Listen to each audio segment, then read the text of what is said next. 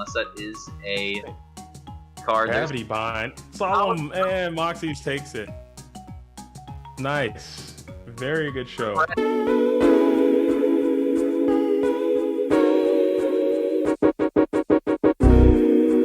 What is up, GOAT World? It is me, your boy, JDZ, and I'm back at you with another GOAT format video. In the building today, we got another champion, someone who definitely needs no introduction. A little backstory from myself.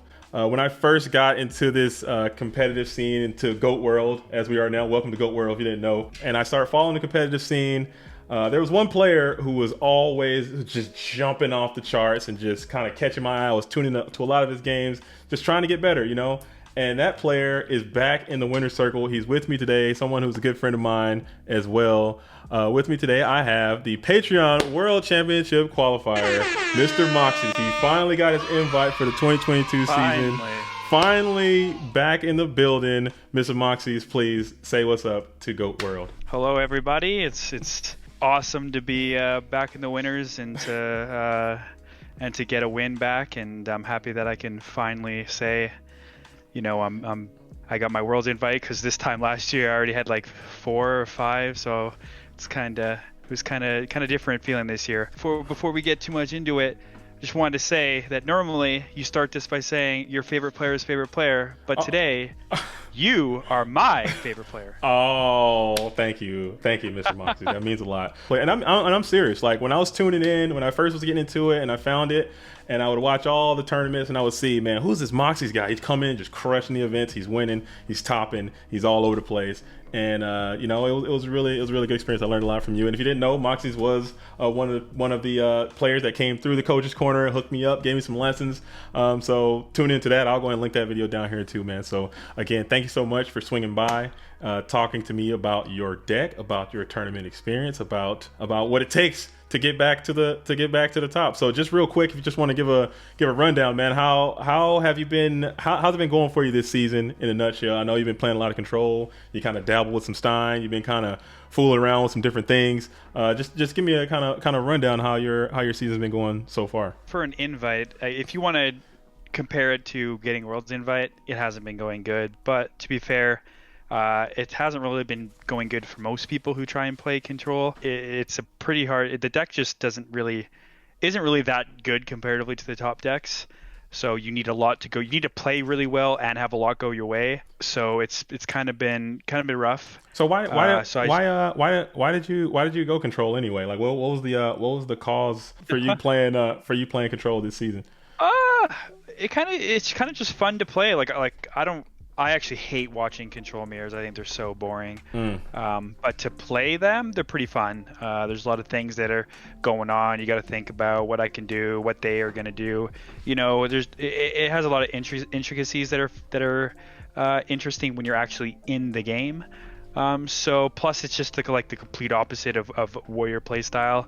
You know, I did that last year, won a bunch. You know, this year I was like, you know what, I'm going to see what I can do with this deck.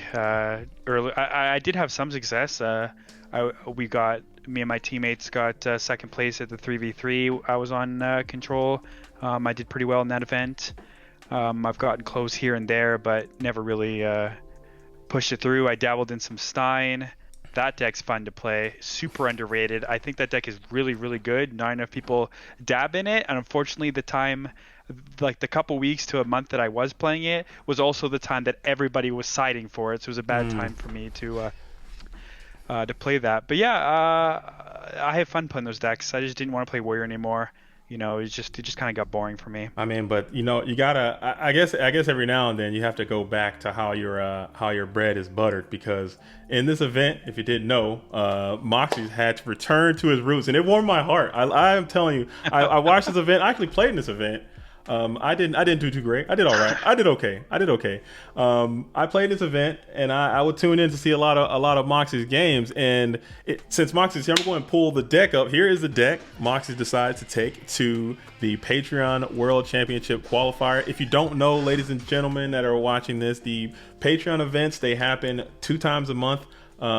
at the, I think it's at the $10 level, you get access to those tournaments, and if you win one, you can qualify to go to the Worlds event. And Moxies just so happened to do that with this deck. Back on his stuff, back on the Warrior train. He put it down for some time, picked it back up, got a win. So now you have to say that Warriors are the best deck. No, I'm kidding. Warriors are best deck. No, I'm kidding. But I really love this deck, and I love seeing you playing it. So just go ahead and take it away. Tell me about this thing, and we can talk about it. I mean, to be honest with you, this wasn't even the deck I was planning to play for this event. I was actually planning to play. So I was still planning on playing Warriors, but I was planning on playing a more standardized list with a couple different kind of changes that I wanted to have in my Warrior deck. But that's what I was planning on playing. But I woke up late, and then when I did wake up, I saw that Indoors was playing his Game 5 match for War League. For anyone out there who's listening, we love War League in here. Oh, big War League. So I was streaming that game for everyone while watching it. That game ended like 5 minutes before the Patreon was supposed to start. So I looked at the bracket, I'm just gonna check the bracket, see what's up, and I saw so many Warriors, so many aggro players, and basically no one that I could easily pinpoint saying they're gonna play Control. So I was like, you know what? There's this deck that I've had it stored for like 6 months. I built this deck and played against it when I was on LRG still with Mark MPS. I built this deck, and I built it to be used in a Warrior dominated meta with still lots of turbo, but primarily focused on playing more against aggro decks. So I built this deck and played against it with Mark, and we used to just go back and forth in Warrior mirrors just to see if it is as good as I was, and it performed very well in testing. But I kind of put it on the shelf because at the time Warriors started dying down, Control started getting played more, Turbo started taking over like majority of the meta. So I was like, you know what, I'm gonna put this on the shelf for now. But I saw the opportunity to use it. I'm like, you know what, I'm not gonna get a better opportunity to use this deck and see. So I signed up with it. I did make some edits. I put double Suzuki in the side deck, Grandmaster, just because lately most Warrior players have been using the STL Killa side of Gravekeeper Spy, so I just wanted to have as many, I want to have more options to side into spy outs, so I just wanted to have that. And then the whole deck is basically just built to have a very good main deck, main game 1 versus aggro, and still be good enough for turbo, which is why the Nox are still in there. But it's basically just I'm going to win against Turbo anyway, and then I'm going to have a good game 1 versus Warriors, and the side deck is just a bunch of Warrior hate. Like, basically, it's all Warrior aggro hate, and then there's just cards that are good in other matchups too. I'm looking at this deck, and it's so funny, like, just looking at it, because if you play against a Control player, there's like very low chance that you can it's like you took the Warrior deck and you're like, hey, I'm beating Warriors, no Warrior's going to beat me, and then that's the whole matchup, man. It's so funny because you got no level 2 in there. That's usually a Warrior staple. Yeah, I took that out. That's true. Drop the level 2 main deck is Umbire. Got the Gorilla in there. Man, it's a great call, and it worked out because I think your call on what you were expecting in the event just so happened to play out the way that it did, because there was a surprisingly very low burn there. There was very low alt win, heavy turbo, heavy Warriors in that event. So it kind of worked out for you, man. I enjoy to see it. But in this deck, would you bring this deck again to a different event, or was it just that particular event at that particular time? This deck was probably only for very specific tournaments that I deem would be like 70 to 80% Turbo Warriors. I would bring this deck. Other than that, I would bring just a bit more versatile list with the Swordsman, and not having a side deck that's pretty narrow. Like it doesn't have a lot of flexibility, so that I probably wouldn't bring it for a more conventional tournament. Like if I was playing in a 150 person tournament,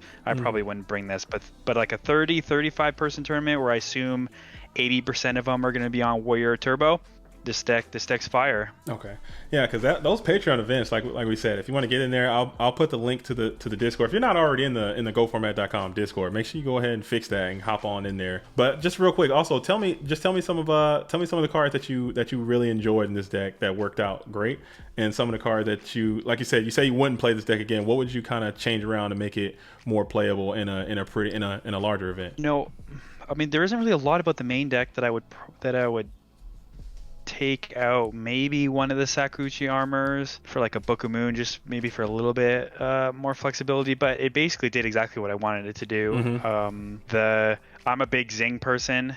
Like this is why I have 2. I actually used to play a couple GFCs ago. I actually brought 3 Zing, and that was a mistake because you need a little bit more of a flexibility, but the 2 Zing 1 Dust is great. I went 2 Zing instead of 1 because I want to draw it, so why not play more? I want to see the card, so it's great. It lets you just be stupid aggro sometimes. Like you can, it doesn't even matter if you Zing your own card because you're just pushing for just stupid aggressive, which my monster lineup lets me play really aggressive. So yeah, the 1 Smashing Ground is a pretty key card. It actually won me a bunch of games that I was in tight spots. You kind of need the problem with this lineup is this monster lineup is that sometimes you can get caught where they just put like a higher attack monster on the board and you can't really deal with it. So you need having that little bit extra, like your choice flexibility is great. But yeah, I wouldn't really change the main deck. I think it performed great. The one ape, one Zombira is pretty important. Like I wouldn't change those two because you need one. Having another dark target that's searchable is great, and you want to be able to have a card that doesn't just trade with your opponent's let's just say Blade Knight. I want to be able to kill that Blade Knight and still have a 1900 wall that they can't get over. It doesn't really matter if it can't attack directly. That's not its purpose. Its purpose is just to clear the card and have the advantage, and then just be there as a wall, be a nuisance. Yeah, it was great. The main deck was great. What about the side, man? If you roll up into one of these events with nothing for burn, if you got nothing for burn, like there's nothing in there. If you got Mobius, I guess Mobius can kind of help. Mobius is basically my whole Converse burn. Yeah, it's kind of. I mean, Mobius and then just super aggression. Maybe that works. I mean, if you jump on burn, I can zing them. Yeah. I guess It wasn't very good. It was when I played because I actually did play. I played Bird in finals. I played Alephia and I played him in the finals. That's right. And I was like, super, just like, come on, are you serious? Like, there's no way this deck can win against him back to back. So you kind of have to change up your game plan a bit because sometimes in a more conventional like side decking you'd have your Cliff, you'd be able to attack with Mystic Swordsman level 2 still under bind and level limit. I'd have 3 Dust Tornado, whatever else. You'd have a bunch of cards. I don't have any of those, but you have to be a lot more tactical with your removal. So in one of the games I played against him, I actually held I had Heavy Storm in my opening hand, and he set multiple back row, and I just held it. I was like, there's literally no point for me to use it because I can't push for enough damage or enough reason to use it. So I just didn't. And then he set a 3rd back row, and I had 0. Like I wasn't setting any back row, and he set a 3rd back row, and then he put an energy chain and a level limit. So my storm was gonna go hella plus, and I still didn't use it because I didn't have enough aggro. Like my hand was kind of bricky. I like a Mobius in hand, a BLS in hand, or whatever. So I was like, you know what? This literally isn't even worth it. I'm gonna play it. He's gonna chain trio. I'm gonna attack for 1700 damage, whatever, and then he's just gonna hit me with another level limit or something, and it would just be a waste of my time. So I was like, I'm just gonna sit here and do nothing, and that's what I did. I just sat there and did nothing, and then just passed. And then finally, when I was able to save up enough aggression, and then I stormed, and then I was able to set a bunch of cards to be able to fight back if he did anything. So it worked out great. But you kind of have to do that with this deck. You have to be very careful with your spell and trap card removal. The one other thing is my side deck had the brain controls, which is really funny because that card is actually absurd versus warriors. Like you don't even need the Mobius because just the threat of Mobius in your hand makes them do crazy things. So one, Book of Moon is not very common in post board, so there's you could brain con pretty like freely, and you're not really super worried about it. And in certain situations, it's a lot of damage output. So even if you brain control their monster and just attack and do a bunch of life points and give them back the monster, that chunk of damage usually almost always pays for the brain control in general. And then on top of that, if they have multiple monsters on the field and you brain con the stronger one and try and attack over the weaker one, where you're now getting your plus that way, it puts them in these awkward positions where they have to like use a back row against their own monster that they're going to be getting back in the end phase, which is just awkward. And they'll do it because they're scared that you're just going to tribute that card main phase 2 for a Mobius, and they don't want that either. The Mobius doesn't even have to be in my hand. It doesn't matter. The brain control just kind of scares them off. So it does some crazy stuff. The Warrior Mirror. I think the card's insane. LeBounty got me on brain control in Warriors. He told me about that, and I don't think I'll ever go back away from it, because it's like you said, you take their guy and then you just hit their guy. That's huge right there. That's a huge swing, and then you can sacrifice, or you can just take it and just burn a back row or whatever. Yeah, it's great, man. I think it's a good tech. I like it a lot in the aggro. Then other than that, I wouldn't really advise this deck outside of unless you assume you're playing heavy warrior, heavy turbo, but it would need to be more heavy aggro with a lot of turbo instead of mostly turbo with some aggro. You know what I mean? Like, it needs to be more aggro with the rest being turbo. Other than that, this deck is kind of not the best. But other than that, at the same time though, what I'm noticing, like I watch a lot of games. I play a lot, and what I see with a lot of the winning decks is like sometimes you just have to make a call and trust in your instincts and trust in that call and sacrifice certain matchups, and then you're going to get ahead, because you're going to have, if you just trust, sometimes you do that and you just fall flat and it just doesn't work out. You read the room way wrong and you just burn in. But sometimes in this case, you said, hey, I expect a lot of warriors, I expect a lot of turbo. I'm going balls to the wall, and I'm just going to put it all out there, and it worked out because you hit it at the right time. Maybe not all the time, but definitely at the right time. That's what I noticed. That's what a lot of the better players can seem to do to kind of get those edges where you can. So maybe you could try that too. Like if you know someone, or if you're watching this video and you see like, hey, you're reading the field and you kind of have an idea of what's going on. Maybe you can't cover every matchup because you only have 15 cards in your side deck, and you'll start taking away from certain aspects of your strategy if you try to cover everything. So find out where the sacrifices can be made and try to do that, and then I cut Mystic Swordsman because of that. I didn't really. The problem with that card sometimes is you'll attack over a monster, and then they'll just normal summon a guy and attack over the Swordsman. I'm like, you know what? Spy's annoying, but screw it. I'm just gonna have I want all my monsters to just be putting in work. I want the game to be over real quick. I don't give a crap about your spy, and that's that. Bucket. I like it. Because you did come from the losers side of the bracket. Who put you down there? Who knocked you out? Who what? It was actually SDL Killer, which is hilarious. That's funny. That's yeah, it was SDL Killer. How? Yeah. Oh, hilarious, because I should destroy him. Game 1, we went to an insane top deck battle, and he was able just to outgrind me. And he even drew not super great. He ended up going negative on a storm. But hit my real back row versus his like dead shoots and knocks or whatever. Then he just beat me in a top deck battle. And then game 2, I just bricked hella hard. I had way too many monsters in my hand, and he just destroyed me. He put me down there early, and I was kind of laughing to myself, going like, "Come on, this deck should not be losing to this." That's hilarious. Big shout out to SDL Killer though. Shout out to SDL Killer. He's on a different wave. He's definitely one of the best players, especially in regards to the Warrior matchup. So he's probably very, very comfortable with that matchup. But this deck should not lose the Warrior Mirror just based on. I did get my revenge though, because I played him in top 3. Or losers finals, and I was able to beat him. This deck should not lose too many Warrior Mirrors. It's like built. I actually had one of the longest losers runs that we've had in these tournaments. Yeah. I went to losers pretty early, and then ended up winning 7 straight in losers, which isn't very often. That people. Not only is it not very often that people win the back-to-back, you like beat the winner twice in grand finals. But when it does happen, it's usually someone who went to grand finals or went to loser side super late, Way so they were late, already yeah. in like top 4, and then they went through. But I went super early, and then I ended up winning 7 straight. It was pretty, and beat some pretty good players too. So it was cool. It was cool. That was dope, man. I saw, like I said, I got a chance to see a lot of that. What were some of the highlights? Any key points in the matchups that you can remember? You say going down to SDL, getting your revenge, beating Alethea too. Shout out to him too. He's another fantastic player. Any other highlights you want to kind of key on about some of the matches that you remember, or anything that went down? One was against Ivan, where I had him Zing locked, and he summoned a breaker.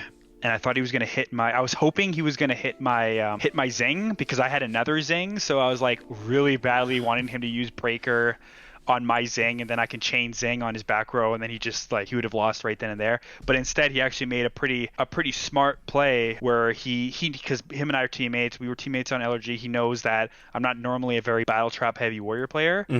So he actually kept his Breaker with a 1900 and tried tacking over my 1800 monster. Unfortunately, my deck doesn't have any flexibility at all, so I couldn't even really side out my battle traps versus him. So I ended up having a Sakushi armor for his for his Breaker, and then I had his monsters or his back row zinged, and I was able to attack for a game right after. So that's one, which was funny. And then the other one, I was playing against Yata 88, and if anyone doesn't know, Yata 88, he's a double tap. He's a double tap, man. Yes. Yeah, he's a double tap. He played back in the day, 0506, and he played a deck similar to what he plays now, which essentially is an aggressive monster deck that just plays a bunch of equip cards like Axe of Despair, Mage Power, stuff like that, and then uses Azura Priest, Mataza the Zapper, Gorilla, and then a bunch of True Nades and Decos that kind of just have like a small beater, and he just overwhelms you and then just slams cards and hits you for an insane damage. And the game against him that I was playing was insane. The game 3 was absurd. He actually had me for an OTK with Mage Power, but I used Mirror Force, and he chained My Body as a Shield, and because of My Body as Shield being used, it no longer counted as the 500 damage boost to Mage Power. So he ended up not killing me, and I had 300 life points left, and then I was able to snatch steal his monster, and I kept just beating him down because you snatch steal Mataza the Zapper? I snatch stealed his. No, sorry, I snatch stealed his. He had Kinetic Soldier. Gotcha. Or Cypher Soldier, and it was equipped with Mage Power. So now it was boosted to like 2800, and I just kept attacking it over and over again. He had Royal Decree flipped. Yeah. So he just couldn't do anything. He couldn't find it out, and I just kept attacking over and over and over again. And I only had 300 life points left, and it was crazy. I barely won that game. It was insane. But that's really dope, man. That's really dope. You know what? I'm happy that you won. I'm happy you got this invite. I'm happy you did it with this deck. You're back to your roots. Hopefully we see more Moxies on more Warriors going forward. But now that you got your invite, are you hitting the brakes? Are you gonna keep trying to try new things as the season goes on? Or are you gonna try to get more invites? 3 is a magic number. Yeah, I know. I'm not really quite sure what I'm gonna do yet. I haven't really decided. It's kind of like a mixed bag.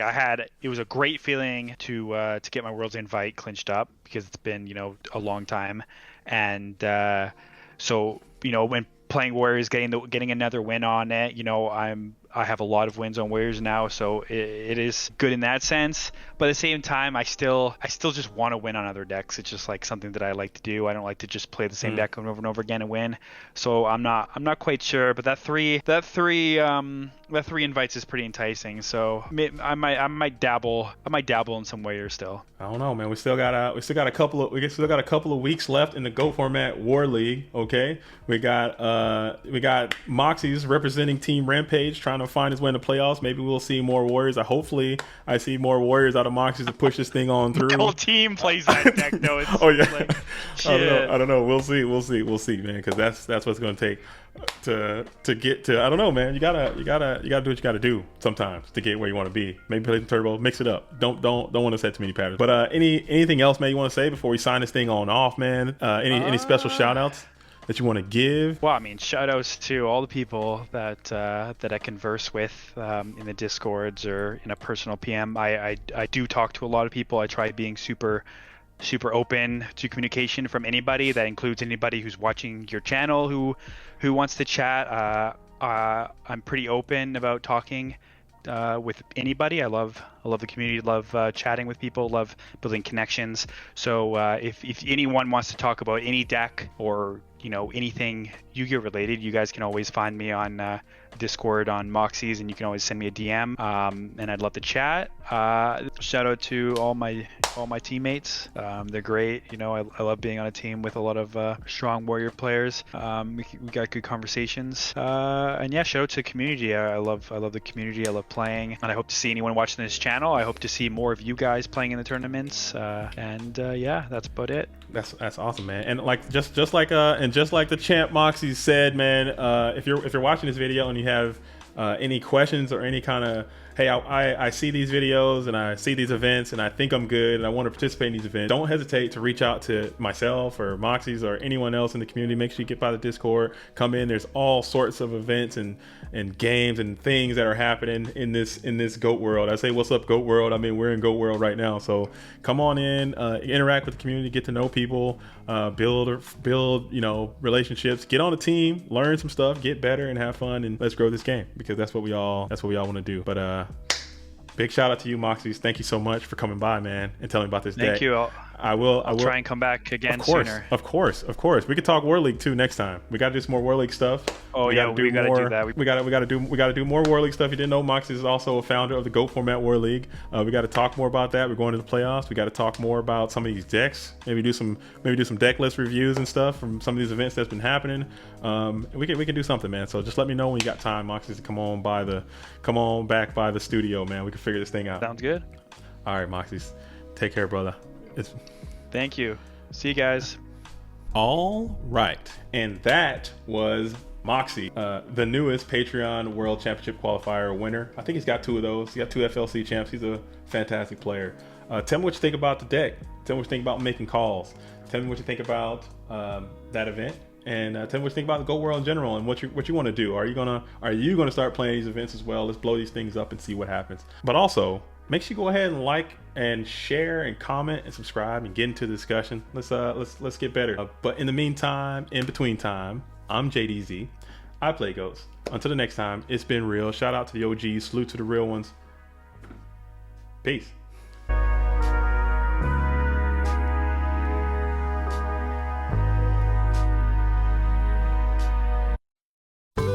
This program was made possible by the Corporation for Public Broadcasting and by contributions to your PBS station from viewers like you.